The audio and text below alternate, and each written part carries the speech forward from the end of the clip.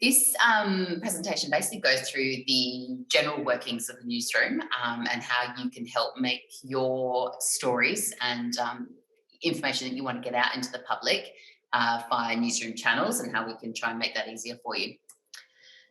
So let's just see here. There we go. So what makes a news story? Firstly, is it new? Obviously, the news is a daily bulletin. They don't want to know about stuff that happened 2 weeks ago. They want to know about stuff that's happening right now. Is it significant? Does it affect a lot of people? Media, and this is where a lot of unions have an issue, is that it's not member communication. It's not for social media. If it's for mainstream media, it needs to affect a lot of people, and it needs to be sort of for the public psyche. It's definitely not member communication. Is it wrong? Does it pull on the heartstrings? That's another reason that we can get into the media. And is it keeping the government accountable? At the CPSU CSA, obviously that's one of our biggest draw cards, is if it's, making sure that the taxpayers' dollars are going to the right place, that the government's being held to account, that the minister's doing the right thing. So all those sorts of things help get you into the media.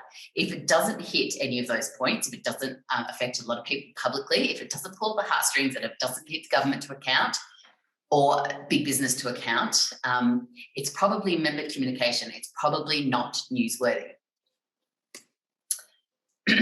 So, newsrooms.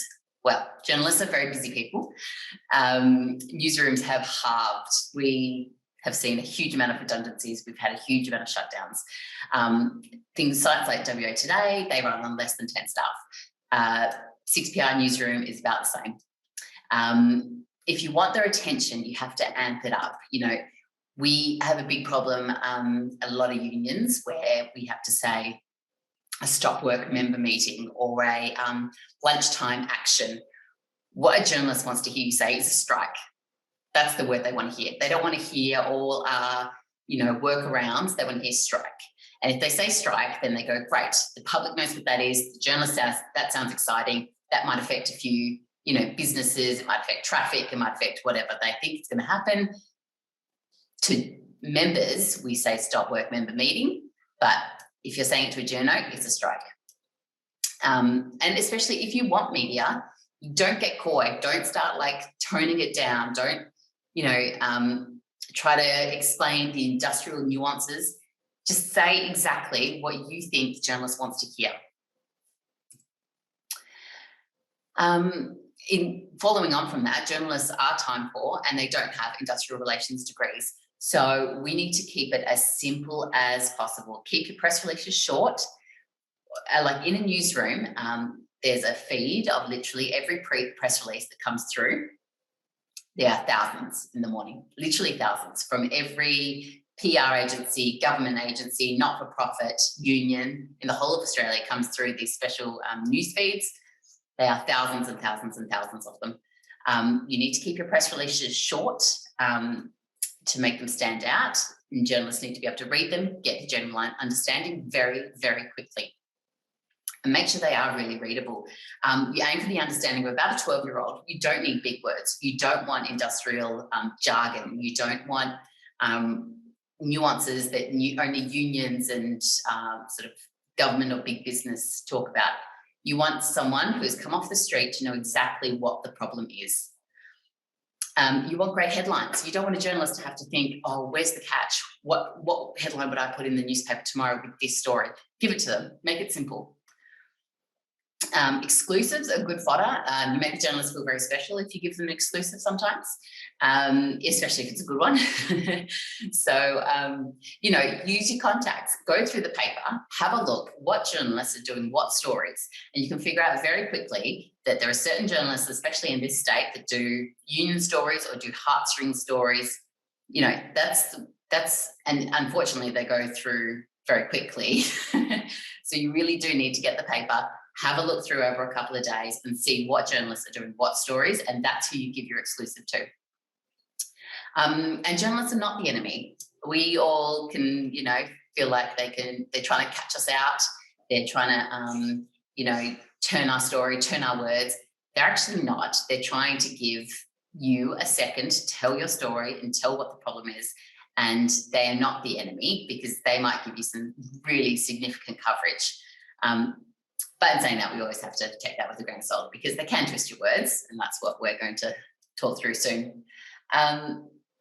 The print newsroom, we only have one paper now, really. The West, Monday to Friday, they have a daily average read of about 339,000 readers. 339,000 readers.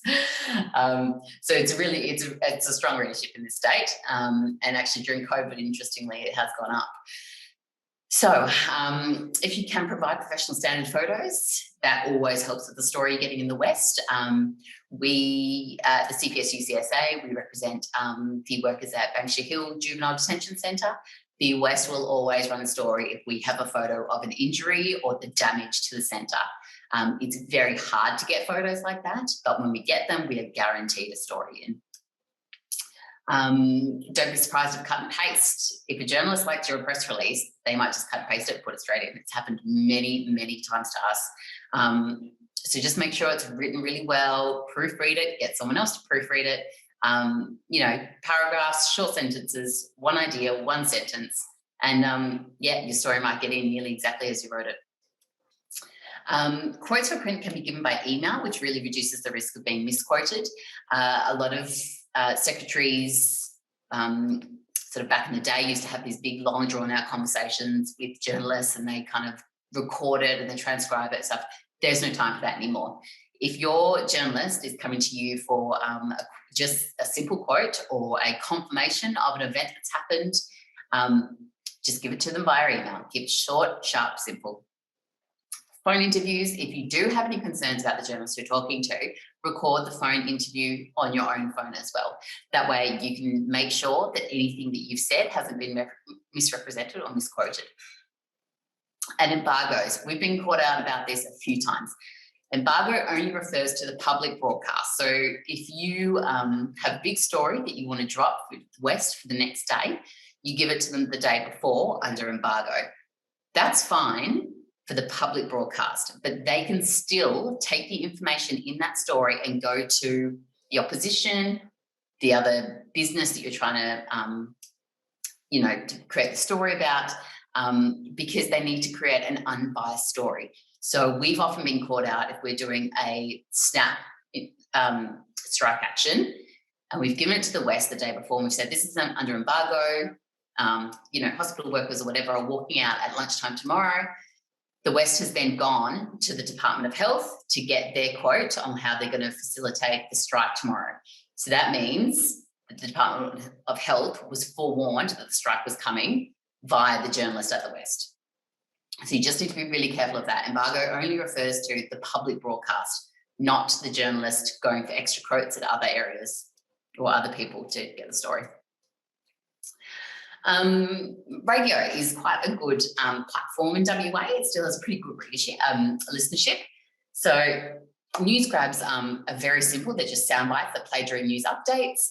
They're usually about 4 or 5 seconds, 15 seconds absolute max. So if you're called to do a radio grab, you need short, concise answers. Practice your grabs out loud, record them on your phone, play them back to yourself. You will be surprised how sort of serious or too smiley your voice can sound. So really practice your grabs. And news grabs are often recorded in the late afternoon now for breakfast grabs the next day. Nova is currently number 1 with a 12.7% market share and a cum of 600,000. Cum is a bizarre little mathematical number that the radio and TV community have come up with. That basically just means total readership over a designated amount of time.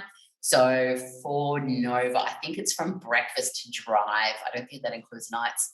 So yeah, about 600,000 people will listen to Nova at any point during a 12-hour period, or maybe it might be 24 hours. I think it's only 12 though.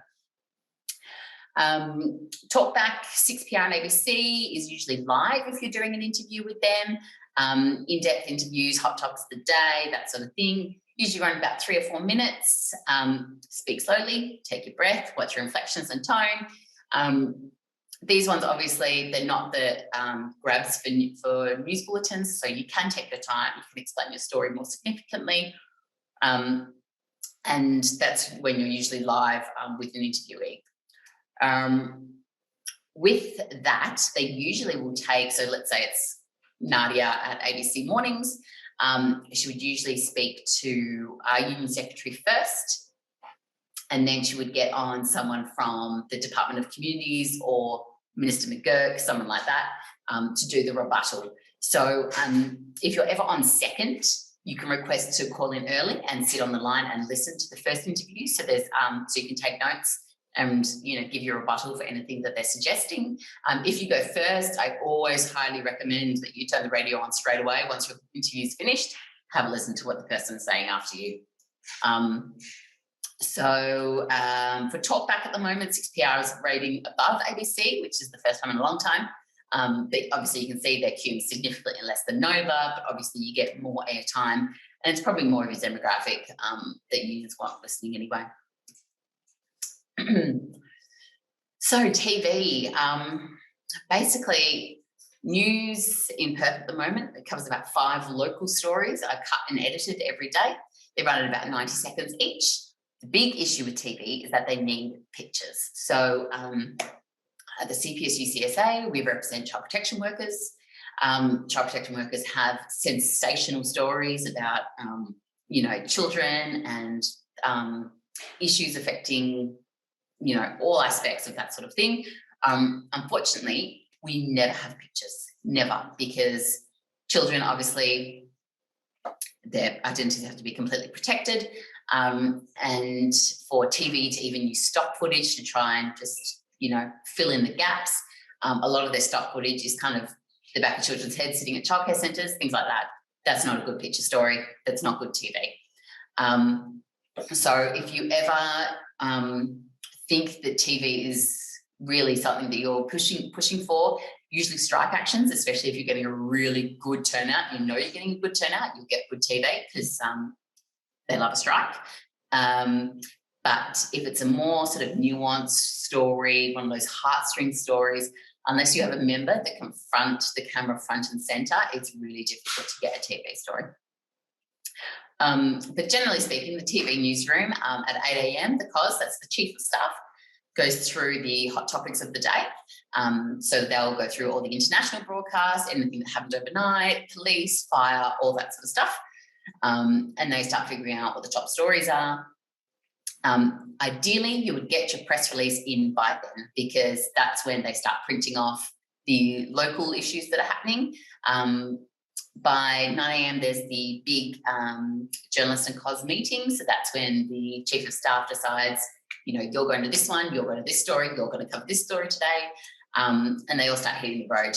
So if you have got a press release there and they call you and they say, yeah, we'd like to do something, never be afraid to call and say, okay, well, what time is the minister speaking? What time is this happening? Is there another person talking about this today? And so you can just sort of figure out your day and try and be flexible with the journalists to make sure that they have the best scenario they can. At about 10 a.m, first press conferences start. So that's usually the time that you'd see like McGowan doing his COVID press conferences, things like that. So usually 10, 11 a.m. is when the big stories of the day press conferences would be.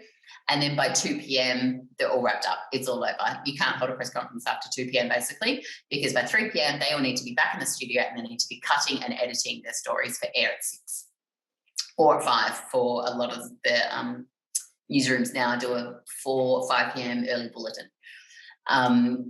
So that's basically the day in the life of the newsroom. So this is kind of, if your story didn't get picked up, read through your press release. Would you write a story on it? If you don't honestly see it in the pages, like if you can't foresee it sitting in the pages of the West, then it probably just wasn't good enough for the day. Or you got bumped, which means another union or someone similar to us came along and took what could have been your space. There'll never be more than a couple of union stories, especially in the West. We sit pretty low on the radar, and we definitely get bumped for anything major: COVID outbreaks, shark attacks, terrorist attacks, cyclones, anything like that. Your story is probably going to be cut. If you got held, if your story wasn't time sensitive, if it wasn't a strike action that day, if it wasn't, something that was specifically happening on that day, they might just be holding it for the next day or the day after that. Or you have to be totally honest with yourself. Was it better as a member communication? Was it better for social media? Was it really a strong enough story to get into the paper that day? This one comes back to the embargo stuff. So it is a journalist's job to present an unbiased account of the story. So they will always have to go to government, industry, or whoever's on the opposition for a rebuttal or for comment, or at least the opportunity to comment. A story will be dropped if there are inaccuracy issues. We've had quite a few drop because the government, we've claimed, something's happened at child protection. They've got 200 kids sitting on a wait list looking for a child protection worker. And then the minister comes out and she goes, oh, no, that's not right. And the journalist goes, do you have any proof of that? And she goes, yes, I'll get something to you. And then our story's dropped because she takes 2 weeks to get something to them. By that stage, we've tried to get something to them. It's all become a bit messy. The journalist goes, I don't have time for this, dropped. So make their life easy. If you are claiming something and you can send the proof, send the proof. It makes it a lot harder for the opposition to either deny or rebut something that you're saying if you have the proof and you're willing to send it.